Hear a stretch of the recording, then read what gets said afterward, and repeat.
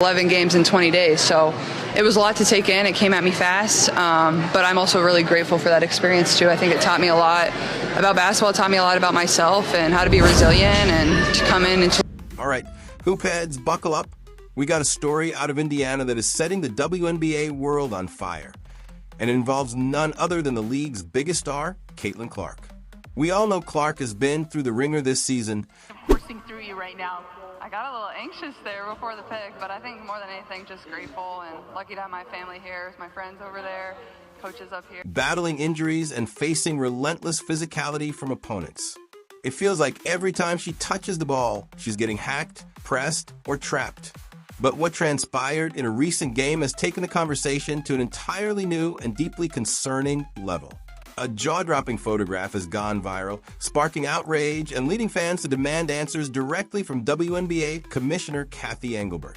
This isn't just about a few missed calls. It's about seemingly deliberate inaction, a blatant disregard for player safety. I think it's just life. Everybody goes through some of the same stuff that I've gone through, and a lot of people go through a lot worse. And growing suspicion that something far more sinister is at play. Get ready to see the image that has everyone talking, because it just might prove that WNBA referees have a secret agenda against Caitlin Clark. Let's get into it. The viral photo, unmasking the competitive hug. The scene is from the Indiana Fever's recent game against the Atlanta Dream. The photo in question captures Caitlin Clark in an unbelievable predicament. She's on her knees, actively passing the ball, while an opposing player is literally hovering over her back, seemingly holding her down. And what are the referees doing? Standing there, staring, with Kelsey Mitchell in the background, looking on in disbelief. No whistle, no foul, just a competitive hug, apparently. Fans immediately pounced on the image, and rightly so. Comments flooded in. This is 1 in 15 missed foul calls. One person lamented. This is ridiculous. This shows you that the WNBA referees have a hidden agenda against Caitlin, bro. It's just simple as that.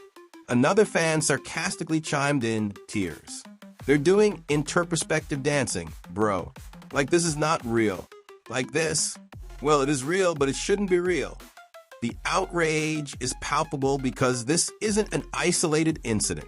Throughout her rookie season, Clark has been subjected to an unprecedented level of physical play, often seemingly beyond the bounds of what is typically called a foul. She's been pushed, poked in the eye, knocked to the ground, and forced to play through a sea of missed whistles. Her own coach, Stephanie White, and even teammates like Sophie Cunningham and Kelsey Mitchell have publicly expressed frustration with the lack of protection Clark receives from the officials. There's a collective sense of bewilderment. Why is Clark the most impactful player in the league's history from a viewership and revenue standpoint, being allowed to be physically assaulted on the court without repercussions for her opponents? The competitive hugging incident is just the latest and perhaps most egregious example of what many perceive as a systemic problem. It raises serious questions about the integrity of the officiating and whether there's an underlying bias against Clark. Is it a directive? Is it incompetence? Or is it something else entirely? Whatever it is, it's unacceptable and is actively making Clark's life in the WNBA not right. And that's Lexi. I mean, she's always working her tail off on the defensive end, doing all the little things that it takes to position us for success. As one commentator put it, amidst the swirling controversy over officiating, the Indiana Fever did manage to secure a much-needed 99-82 bounce-back win against the Atlanta Dream. This was a crucial victory, especially after their devastating loss to the Golden State Valkyries, a game where Coach White's leadership was heavily scrutinized. In her post-game press conference, Stephanie White expressed a cautious optimism, highlighting the team's improved connectivity and urgency. I thought we were really connected on both ends, White stated. Our sense of urgency was better. Our activity level was better. Our communication, defensively, we made things as tough as we could for them. She praised the offensive flow in the second half, noting a 77% assist rate and the team's commitment to ball movement. White also acknowledged the psychological aspect of the game, stating that the team didn't allow breakdowns or runs to quote-unquote crush our spirit. This suggests a conscious effort to bounce back from the previous performance, where she publicly criticized her team's lack of competitive fire. This time, she saw that fire, indicating a positive shift in team mentality. A significant point of discussion was the team's ongoing quest for consistency, especially with the full roster finally back and healthy, including Clark and Damiris Dantas. White emphasized the need to build consistency in habits, consistency in rotation, and to find rhythm and flow and continuity and connectivity on both ends of the floor. This is a crucial admission, suggesting that even at this stage of the season, the team is still trying to figure out its optimal lineups and flow, particularly with Clark returning from injury and finding her place within the system. White specifically praised Aaliyah Boston's playmaking, noting her 8 assists and comparing her decision-making to Nikola Jokic, envisioning a future where Boston can score and facilitate from multiple places on the floor. She also highlighted the team's chemistry off the court, describing them as a tight-knit group who like each other and are for each other. This is vital for navigating adversity, as White correctly pointed out that off-court chemistry doesn't matter if it can't be translated to on-court performance. The coach acknowledged the challenge of cultivating grace and humility among competitive athletes, praising her team's hard work and prioritizing the we over the me. However, when pressed on Caitlin Clark's shooting struggles and the physical defense she faces, White's answers were both reassuring and, perhaps, a touch concerning. She reiterated, "I'm not worried about Caitlin's shot. She's recovering from injury." She acknowledged that Clark plays heavy hard minutes, is always the top of the scouting report, and that her shot quality has not been great.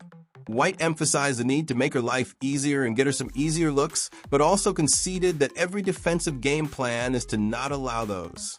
This suggests a clear understanding of the physical toll Clark endures and the intentionality of opponents to deny her easy looks. Yet doesn't fully address the missed calls that directly contribute to these tough shots or the potential long-term impact on Clark's health and confidence. The Atlanta Dream coach's unspoken frustration. Interestingly, the Atlanta Dream's coach was reportedly also expressing frustration with the referees after the game.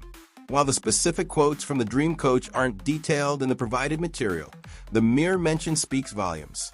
It reinforces the notion that poor officiating isn't just a Caitlin Clark problem, but a league-wide issue, though Clark certainly seems to bear the brunt of it.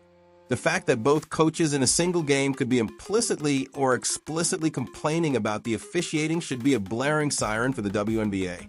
It points to a broader crisis of confidence in the referees, an issue that impacts game flow, fairness, and ultimately, the perception of the league itself. Fans are not blind. They see the inconsistencies, the missed calls, and the blatant favoritism or lack thereof in real time. Citron also highlighted the abundance of shooters on Team Clark, noting, "I think we're young, we've got a bunch of shooters, a bunch of, a little bit of everything." Indeed, if Clark's all-star squad can hit their threes, they could win by 40 points. Imagine the offensive fireworks when you have that much shooting talent on one team. This all-star game promises to be an interesting battle of styles, the bigs versus the shooters. Players like Aaliyah Boston and Aya Wilson, if she plays, given her recent injury concerns, will need to be ready to kick the ball out to the numerous three-point threats waiting on the perimeter. If those shots drop, it's going to be a blowout. The anticipation for this all-star game is a welcome distraction from the ongoing drama in Indiana. It's a chance to see Caitlin Clark truly shine, to play her game, and to create magic with other elite talents who appreciate her unique abilities. While the All-Star Game promises excitement, the persistent issues back in Indiana cannot be ignored. The coaching situation, specifically with Stephanie White, continues to be a major point of contention. Many believe White has actually regressed as a coach as the season has progressed. The once promising tandem of Caitlin Clark and Aaliyah Boston, which was truly starting to bloom, seems to have been stifled by White's perplexing strategic choices. It's as if she's actively putting out a fire that was generating offensive brilliance. The Indiana fever is at a critical juncture. The comments from the team president, coupled with the ongoing coaching struggles, paint a concerning picture. This isn't just about winning or losing games. It's about the fundamental approach to managing a once-in-a-generation talent. The WNBA and sports in general have countless examples of organizations fumbling a golden goose, superstars who are not properly utilized or supported, leading to their eventual departure and the franchise's descent into obscurity. the Fever has an incredible opportunity to establish itself as a powerhouse, to become a model franchise in women's sports. But they need to get out of their own way. They need to recognize the undeniable truth. Caitlin Clark is the brand. Build the team around her, empower her to play her game, and trust that natural growth, success, and enduring value will follow. Any other strategy risks alienating the passionate fan base and seeing their golden goose fly away. What are your thoughts on the Fever president's comments? Do you think they are undermining Caitlin Clark's impact? Let us know in the comments below. And hey, if you found this breakdown insightful, please like this video, subscribe to World Hoop for more unfiltered takes, and ring that notification bell so you never miss our in-depth analyses. Don't forget to check out our merch store for our Make Basketball Great Again shirt and the new American Flag Skull Fever Enforcer shirt. Use promo code CC22 for 20% off. Thanks for tuning in, and we'll catch you next time on World Hoop.